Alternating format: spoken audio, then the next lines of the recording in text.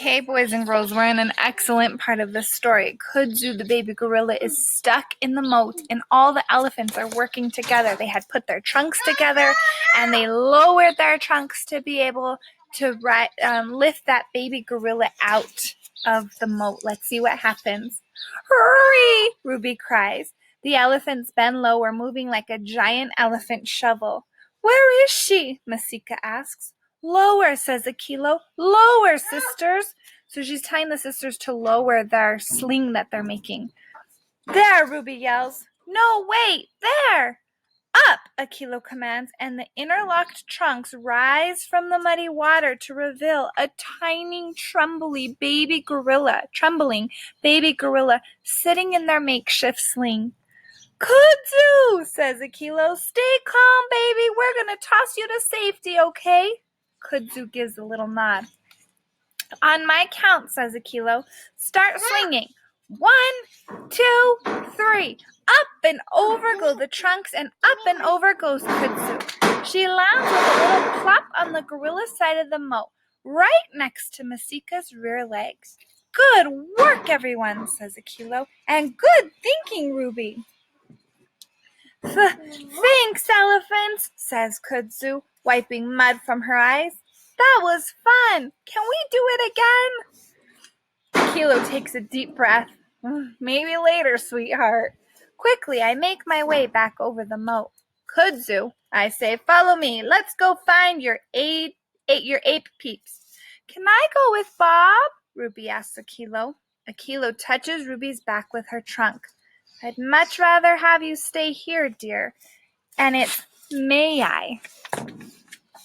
But Uncle Ivan, Ruby pleads. I'll keep an eye on her. Oh, wait. It sounds like this. But Uncle Ivan, Ruby pleads. I'll keep an eye on her, I tell Akilo. I'm going, Ruby says in her most determined voice. Maybe I can help. I helped just now. Did you say Naya? I didn't. My niece is listening to the story today. Akilo hesitates, but finally gives a slow nod. Probably she figures there's no arguing with Ruby. She's right on that one. Ruby crosses the moat and joins Kudzu and me. Be careful, Akilo warns. There's more of this storm coming. I got her, Akilo, I say. You'd better have her, she warns. I think I flew, Bob, says Kudzu as we weave our way through the wasteland that was Gorilla World. Yeah, me too, I say. It's that kind of day. So this storm has caused Bob to fly. They sent the baby gorilla flying. Everything's in chaos. What's out there? A handful of humans, firefighters and police mostly, have begun to roam the grounds, checking out the damage. We pass a park employee with a weapon slung over his shoulder and a net in one hand. Trank gun, he tells a passing police officer. We don't know what's out there, so that means they're going to get a tranquilizer gun, because all the animals are kind of out and about at the zoo. She nods. How fast do they work?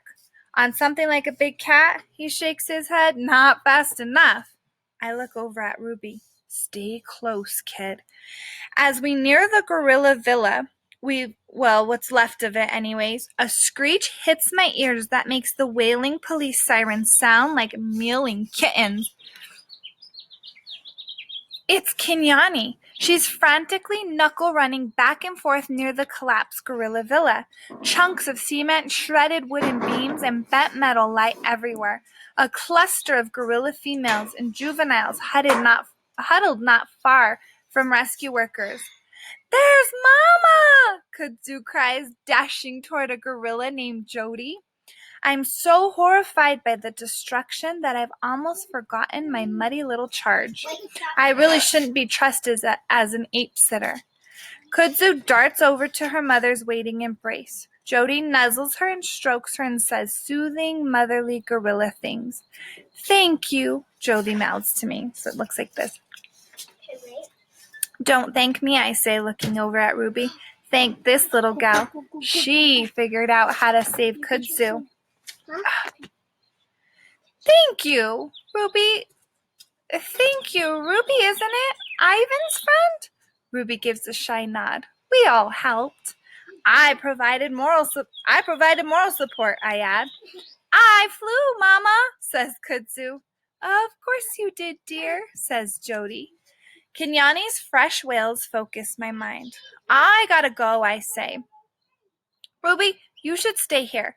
I'm going for a nonsense voice, the one Julia uses. I'm going for a no-nonsense voice, the one Julia uses on me when she calls me Robert. Let me see what's what. I'll be right back. No way, Uncle Bob, Ruby replies just as firmly. I give up, but I'm afraid of what she might see, of what we might both see. Any sign of Ivan? I ask Jody. She shakes her head, a grim look clouding her eyes. With Ruby by my side, we approach the pile of wreckage that used to be the gorilla villa. At the same moment, Ruby and I gasp. There's Ivan's hand, barely peeking through the rubble. So they got to the gorilla villa and everything was destructed. Everything had fallen, everything had crashed, and they're still looking for Ivan, and all they see sticking out is his hand. That's it. Not moving.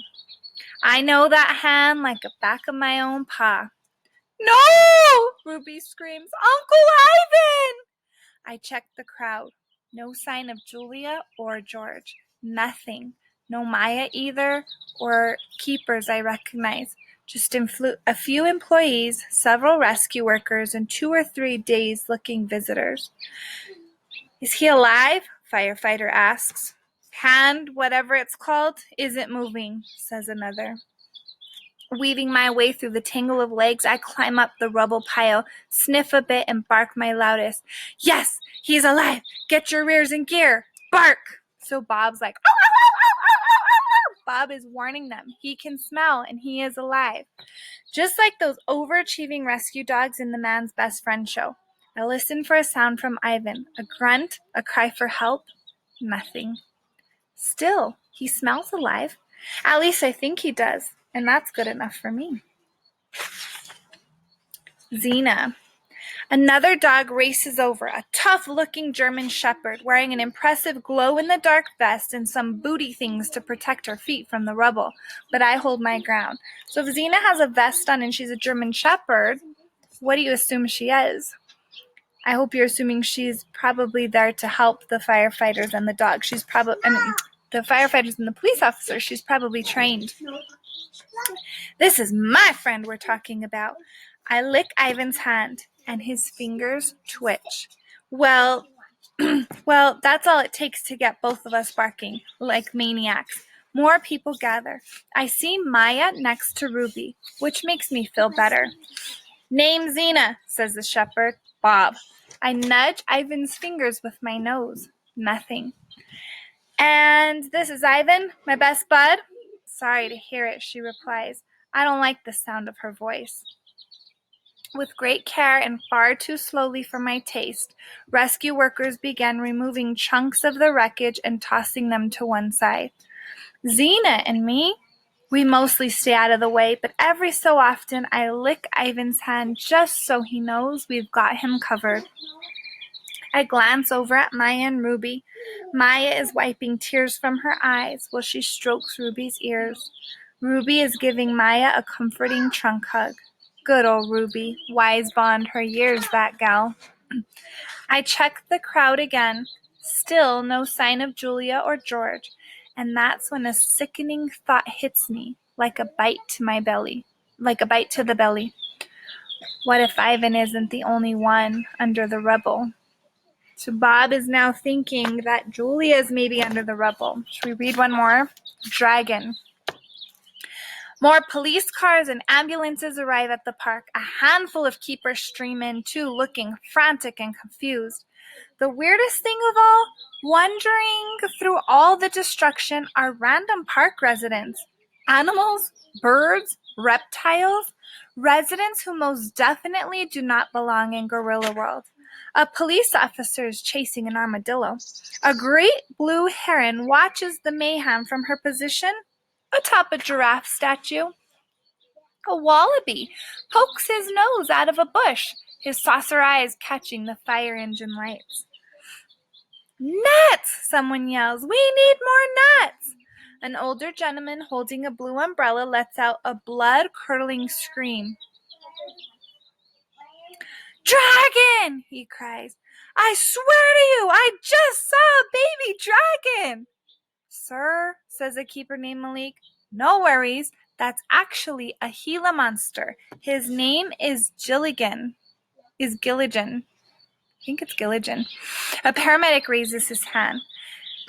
They have like venom, don't they?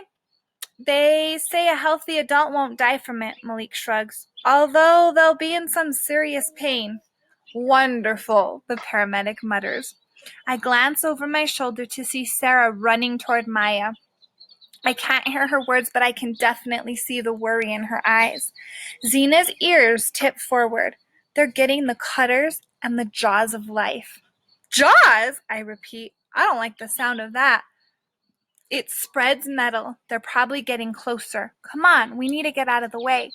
So the jaws of life are on fire trucks, and it's a machine that, let's say if they had to move a car or something like that, it can pull it or pick it up and move it apart. Okay, get information about the jaws of life.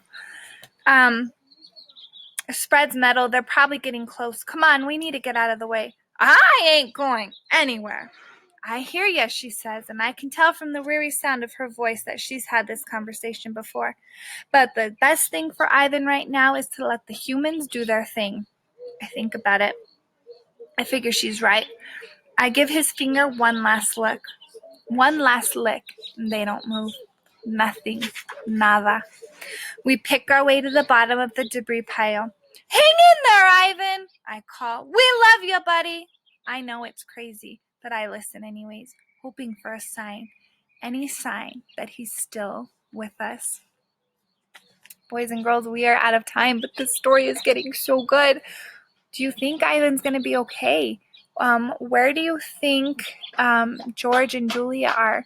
I want to know, what do you guys think is going to happen? Have a good day, everybody. I hope you're loving this.